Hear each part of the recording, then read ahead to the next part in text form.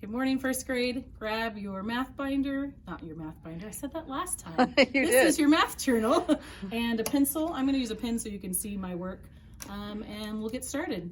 Before we get into here though, I wanna remind you, if you remember what this was called, our scale, and it's a balance scale to show which number is greater. We kind of know already because we know our numbers, but this is a fun way to show which one is greater when you're measuring or weighing something, because we're going to talk a little bit more about this as we do the lesson. So let's turn to page 173. I'm going to take off my sticky note.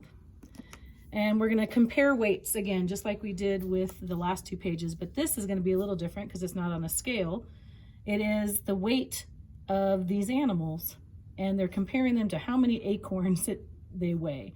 So down here in the graph, they've kind of started for you. So you're going to write the weights. So right now, Charlie the chipmunk, who is up on the thing right now, because here's Charlie, so you can tell their names are underneath: Susie, Greta, Charlie, and Sam. So Charlie weighs this many acorns, 1, 2, 3, 4. So they already have that one for you, so you can trace that. Then you're going to go and find Susie the skunk, and she weighs these many tally marks. So you're going to count them and write the number. And the same with Sam the squirrel and Greta the groundhog, and write how many. So now you have your information. So now you're going to read. Sorry, my phone shifted out of my hand. Okay, we're good. So now we're going a little, tremor there. Now we're going to go through and do the questions, and they're going to find out information by what you just gathered. So you'll write the names of which animal weighed the most. So looking at your numbers, which one weighed the most, which one weighed the least, and then write 2 names to make the sentence true. Blank weighed more than blank. So you can choose by looking at the information that you gathered. Any questions, let me know. Moms and dads, same with you. All right, let's turn the page to the next one. This will be it for today for your math, because I'm going to show you a game you can play.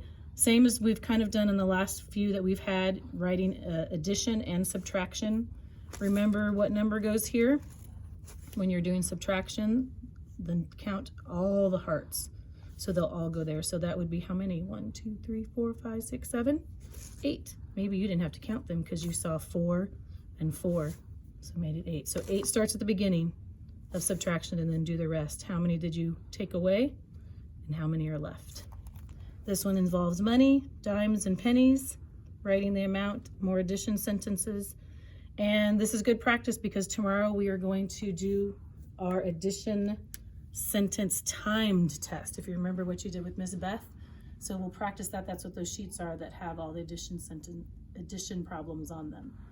So we will talk a little bit more about that tomorrow and practice on this page. We'll see you later. Oh, wait, say it again? Game. Thank you, Miss Kathy, because I did say we were going to do that.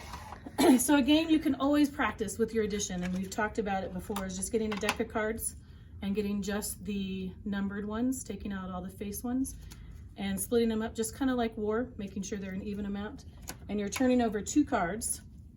I think you guys remember this. So if you're playing 2 and you're adding them up, so 10 plus 3 and 3 plus 1, which one is more? 13 or 4? And the one that has the higher number gets the cards.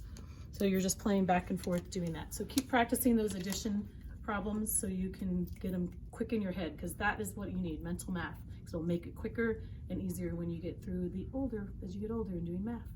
All right, we'll see you later and have a good one.